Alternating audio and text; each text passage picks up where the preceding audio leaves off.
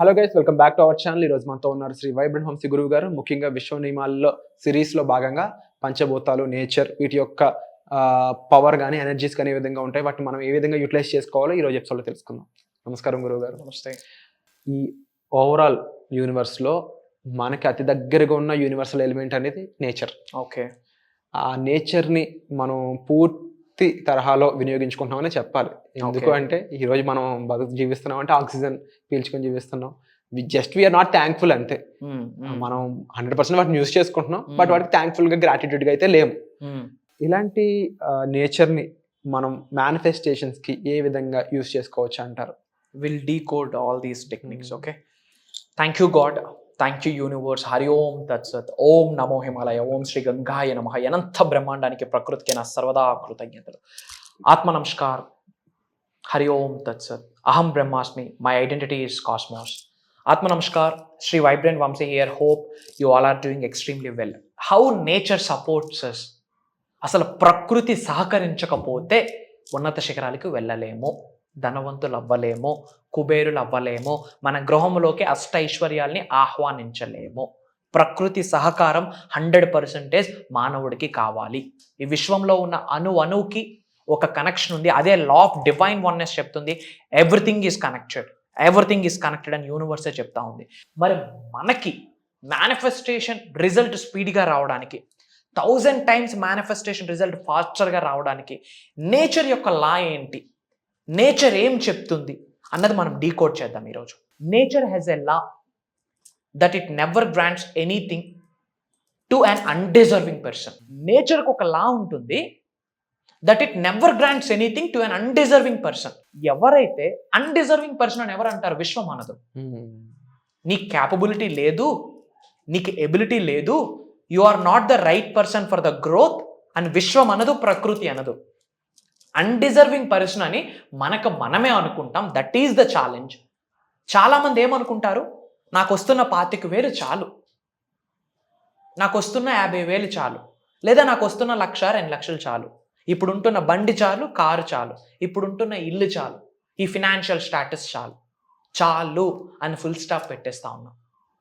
లేదా ఇంకొక కేటగిరీ ఏంటి, ఐఎమ్ నాట్ డిజర్వ్డ్, నా వల్ల యాడ్ అవుతుంది, నాకెక్కడ పాసిబిలిటీ ఉంది, మా నాన్న ఏమైనా రిచ్చా, లేక నేనేమైనా పెద్ద పెద్ద స్టాన్ఫోర్డ్ యూనివర్సిటీస్లో చదువుకున్నానా, హౌకెనే నాకెలా అవుతుంది అని చెప్పి మనమే కొన్ని లిమిట్స్ పెట్టుకుంటాం.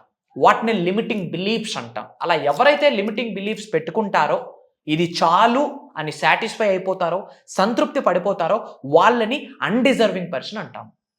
సో ఎవరైతే అన్డిజర్వింగ్ పర్సన్స్ ఉంటారో వాళ్ళకి నేచర్ యొక్క లా ఏంటి, ఏది కూడా గ్రాంట్ చేయదంట nature. That is nature's law. So మనం అన్డిజర్వ్డ్ కాదు అనుకుంటే ప్రకృతి సహకరించేస్తుంది అని ప్రకృతే చెప్తున్న నియమం ఇది. ప్రకృతి రెడీగా ఉంది మనకు సహకరించడానికి, పంచభూతాలు రెడీగా ఉన్నాయి మనకు సహకరించడానికి. See how nature is very powerful అండి. Nature is very powerful. ఉన్నత శిఖరాలకు వెళ్ళడానికి ప్రకృతి సహకారం కావాలి. అండ్ యోగాలో ఒక టెక్నిక్ ఉంది, ఇంతకుముందు నేను మీకు చెప్పాను. ట్రీకి హక్ చేసుకొని we have to show our gratitude, we have to do prayer అని చెప్పి. Why? We can electromagnetic energies ఆ ట్రీ నుంచి రావచ్చు. ఆ ట్రీ డైరెక్ట్గా ఎవరితో కనెక్ట్ అయి ఉంటుంది? ఎర్త్తో కనెక్ట్ అయి ఉంటుంది. From bottom of the earth ఆ ఎలక్ట్రోమాగ్నెటిక్ ఎనర్జీస్ని అది క్యాప్చర్ చేసుకోగలదు, అది మనకి ట్రాన్స్ఫర్ చేయగలదు. వై? బికాస్ ప్రతి వ్యక్తికి ఆరా ఉంటుంది, ట్రీస్కి పవర్ఫుల్ ఆరా ఉంది. ఎందుకు? ఎనర్జీ ఉన్న ప్రతి అంశానికి ఆరా ఉంటుంది. సైన్స్ ఏం చెప్తుంది? Everything is energy, energy is everything. విశ్వంలో ఉన్న అణువుకి ఒక ఎనర్జీ ఉంటుంది, ఎనర్జీ ఉన్న ప్రతిదానికి ఆరా ఉంటుంది. ఆ ట్రీ నుంచి ఆ ఆరాను పొందొచ్చు. నేచర్ అద్భుతంగా చెప్పేసింది, నేను ఏది గ్రాంట్ చేయను, నువ్వు అన్డిజర్వ్డ్ అనుకుంటే, అదే డిజర్వ్డ్ అనుకుంటే ఐ గ్రాంట్ యూ ఎనీథింగ్ అని. నువ్వు డిజర్వ్డ్ అని మీరు అనుకుంటే ఐ గ్రాంట్ యూ ఎనీథింగ్ అని యూనివర్స్ చెప్పేస్తూ ఉంది. ప్రొవైడెడ్ మనమే ఒక గిరి గీసుకొని బ్రతికేస్తూ ఉన్నాం. ఈవెన్ స్కూల్స్, కాలేజెస్ కూడా ఎలా తయారవుతున్నాయంటే ఒక 25,000, 30,000 లేదా ఒక 50,000 లేదా ఒక 1,00,000 రూపాయలు సంపాదించుకోవడానికి కావలసిన అంశాలని నేర్పించి తయారు చేసి బయటకు విడిచిపెట్టేస్తూ ఉంది. ఎందుకు ఒక ఎంటర్ప్రెన్యూర్స్ ఎరాని ఎందుకు క్రియేట్ చేయకూడదని ఆలోచించట్లేదు? Yes sir, definitely. ఒక హబ్ని, ఒక బిజినెస్ హబ్ని క్రియేట్ చేయాలని ఎందుకు ఆలోచించట్లేదు? ఎందుకు గిరిగీసుకొని బ్రతికేస్తా ఉన్నాం? ఒక జోన్లో ఎందుకు బ్రతికేస్తా ఉన్నాం? ఎందుకు బియాండ్ రాలేకపోతా ఉన్నాము? ఎవరు ఆపుతా ఉన్నారు మనల్ని? ఎవరైనా మనం ఉన్నతికి వెళ్లకుండా ఆపుతున్న ఫ్యాక్టర్ ఎవరైనా ఉంది అంటే మనకు మనమే. ఉన్నత శిఖరాలకు వెళ్ళాలి అన్నా మనకు మనమే నిర్ణయం తీసుకోవాలి. ఆగిపోవాలి అన్నా nobody is stopping us. Our own thoughts will stopping us. Our character is stopping us. Hour habits is stopping us. Our words is stopping us. మనకు మనమే ఆపుకుంటా ఉన్నాం. నేచర్ అద్భుతంగా చెప్పేసిందమ్మా, మిమ్మల్ని మీరు నేను అన్డిజర్వ్డ్ అని అనుకుంటే విశ్వదర్శనం జరగదు. విశ్వశక్తి మీ శరీరంలోకి ఆవహించుకోలేరు. డబ్బు, సంపద, ఐశ్వర్యం, విజయం, వైభవం, వ్యాపార అభివృద్ధి, వ్యవసాయ అభివృద్ధి, ఉద్యోగ అభివృద్ధి ఇవేమి చూడాలి అన్నా ఐఎమ్ డిజర్వ్డ్. ఈ ఒక్క పదం పదే పదే పదే పదే చెప్పండి. My dear universe, thank you so much. I'm deserved for the success. I'm deserved for the name. I'm deserved for the wealth.